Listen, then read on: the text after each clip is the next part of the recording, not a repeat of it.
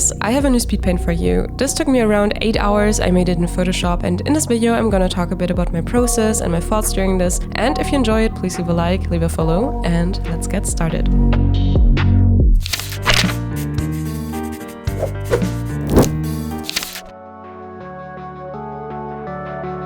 I'm sketching the general idea here. At the beginning I had her in the center, then I moved her down a bit because I'm still trying to figure out the composition in this step. She's looking down at her hands as if there's something liquid, something melting, and she herself is melting too. Her ribcage is open and something is growing out of her. The whole idea or theme of this piece was rebirth. I'm still trying to figure out some elements, trying to figure out the composition, and after that I'm doing some sort of line art. To be honest, I chose a very smooth brush for that, so it's not super clean line art, but I still like the look of it. Oftentimes when you do the line art after the sketch, you lose a little bit of the dynamic feeling you had there, which is really unfortunate. So I'm really trying to not be too static with my line art here. I'm trying to keep the dynamic look of the sketch. What helped me here was going with the softer brush for the line art.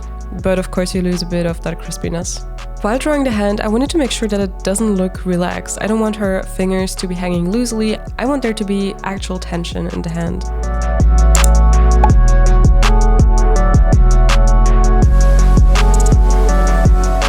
I'm flipping the canvas to make sure nothing is very off or wrong. Sometimes you only realize when you flip the canvas. I fixed a few details here, then went on with the line art, and you see me struggling a bit with the hands. Honestly, even after finishing this piece, I'm still not very happy with the hands. I should have probably just used some reference, but honestly, I was too lazy.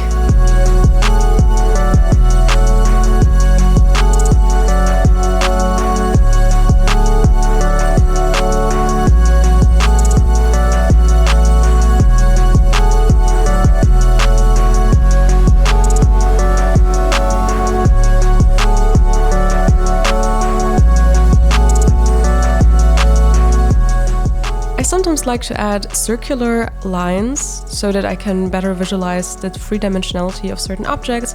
I usually like to do this for arms, legs, horns, in this case also for the rib cage. I usually do it for the sketch, but sometimes I also keep it in the line art because I just think it looks pretty cool.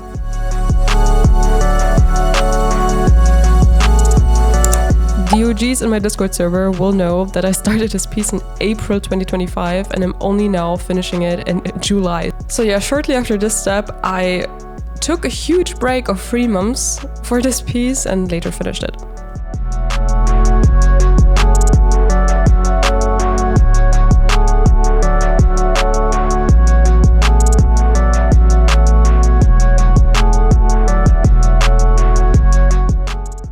I'm now laying down some flat gray color in her shape so that I can later use clipping mask layers with the actual colors for her so that I don't have to worry about drawing outside the lines later.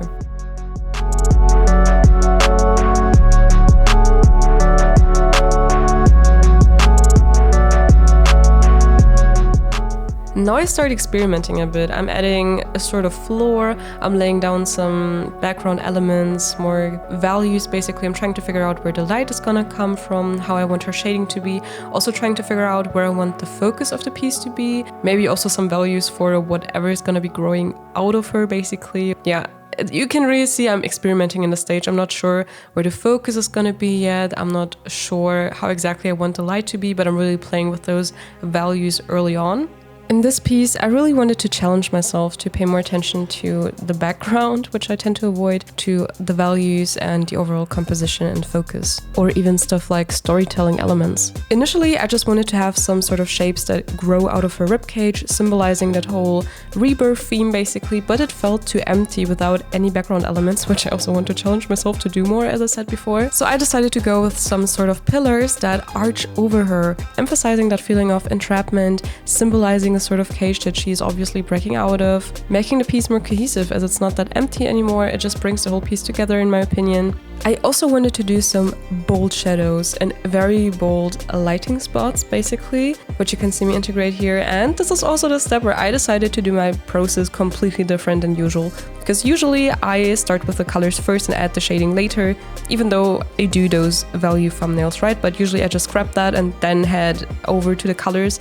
But this time I decided to go with grayscale first. This means that I actually do all the detailed shading in this step now, completely cleaned up and I'm gonna add the colors later. Honestly, I found it super interesting to change up my process like that. It just helps you to view your piece from a different perspective. By working like this, it helped me to focus more on the actual values, because usually I start with the colors first and do values later. And sometimes I do notice that I'm lacking a bit of contrast, which I was able to focus way more in this case. It's not like it's the first time I'm doing grayscale to color, but I rarely do it, or I haven't done it often enough. So this felt very different to me, and I just find it a good practice. So I really recommend trying it if you haven't yet.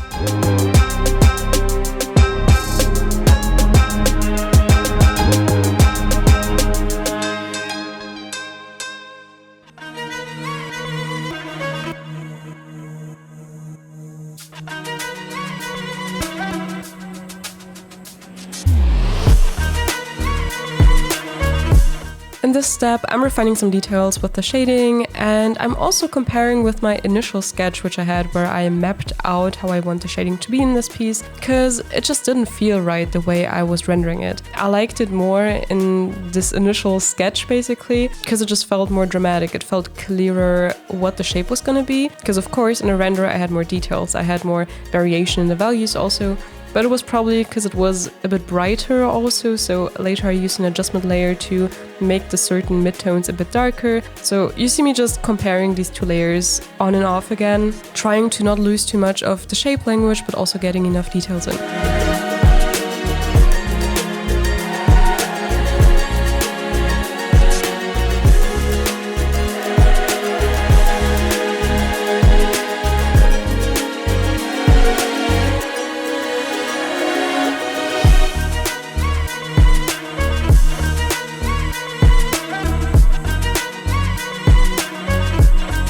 I wasn't so sure about the whole composition, so I tried different ideas. Like, for instance, what if I had multiple arms growing out of her ribcage? Or, okay, the upper right is the light source. So what if I add a fancy sun of the sort? But even that idea I didn't really vibe with. I just wasn't sure if adding those pillars that arch over her would be too much, because I already had very dramatic lighting on her and on that ground she's sitting on.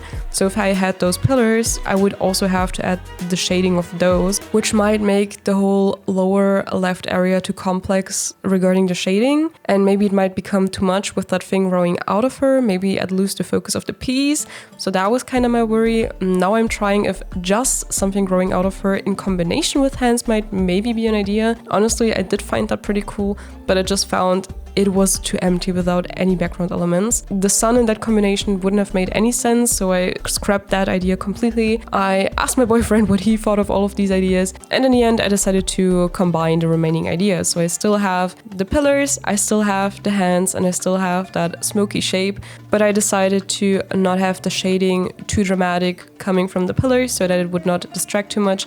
I decided to also not make the shape that grows out of her too complex with like even more smoke drifting away from it, really just a very simple shape, and to have those hands just subtly within that smoky shape. I only thought of it now, but in hindsight, I think it would have been good if I added some atmospheric perspective to the piece between the pillars and that ground she's sitting on. So imagine that at the start of those pillars, it would be a bit brighter, like a bit of a smoky cloud, really just slightly. Unfortunately, I'm only now thinking about this, and I think I was just done with the piece. I was tired, I just wanted to finish it up, and I don't feel like adding it now. I wanted that smoke to be the focus of the piece, so you will find the highest contrast in those areas. The upper right of the smoke is the darkest against a very bright background, and here the lower end of that smoke is super bright, and behind it are very dark pieces of the background.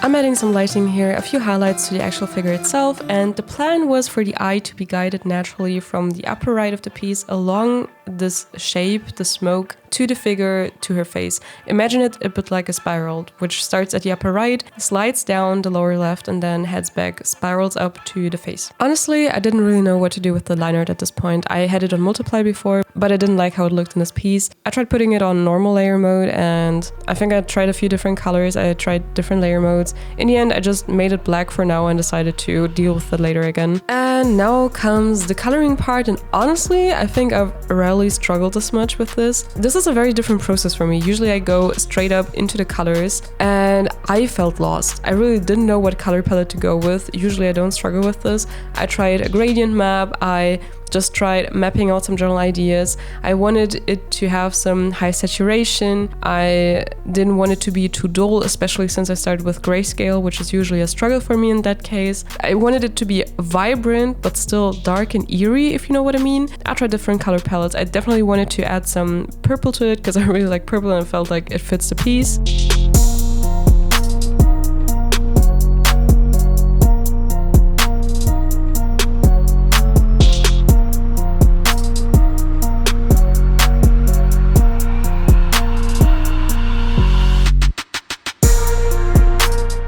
I tried different complementary color variations. In the end, it felt a bit like a too crazy mixture that just doesn't go together at many points, so I took a short break from this piece, and when I came back, the color palette came to me. I just went a bit more analogous, so basically a bit more bluish, purplish, so more colors that are next to each other on the color wheel, and then opposing to that some warmer elements. I also decided to go for colder lighting, since obviously the light source from the upper right is blue, and then have some more warm elements in the shading. I added more shading to the left of the piece so that the eye gets guided through the piece better, so that it's really lighter on the upper right.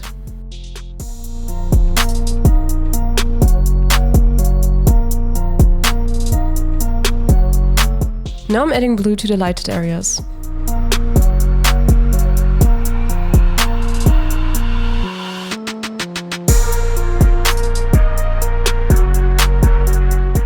I'm also adding some very saturated pinks and reds at the edges of the shadows, basically exactly where there's the edge between lighting and shading. This area is often called the terminator, or you can also find this phenomenon under the term subsurface scattering.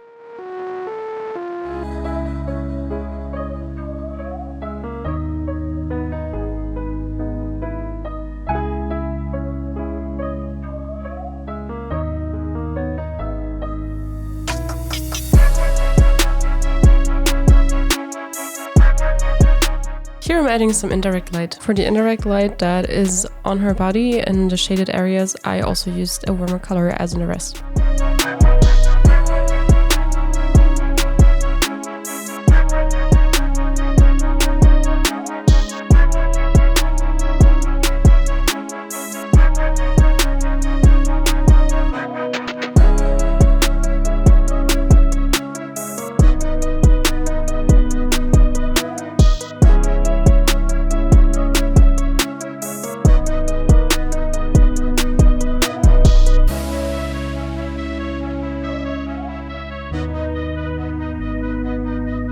Now I'm adding the highlights, and again I'm going with the blue color.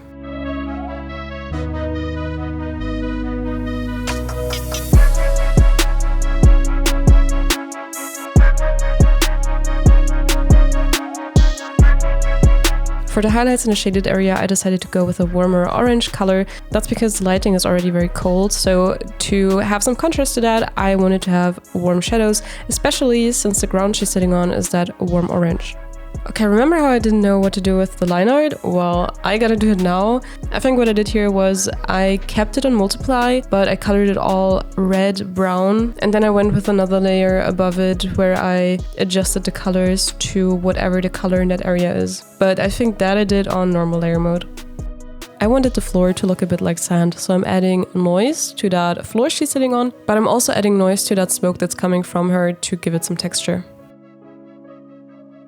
After that, I took a bright blue color, a color dodge layer, and a soft airbrush and added it to the areas where light is hitting to give it a subtle glow. I was then thinking, how about I give this a more ethereal, mystic look, maybe, almost heavenly maybe. To achieve that, I played around with different blur modes, motion blur. I tried playing a bit with gradients so that it looks a bit like light beams. Even though I liked the look when those light beams were super extreme, I felt like it overshadowed the whole piece too much, or it shifted the focus away from what I wanted, so I tried to make it a bit more subtle.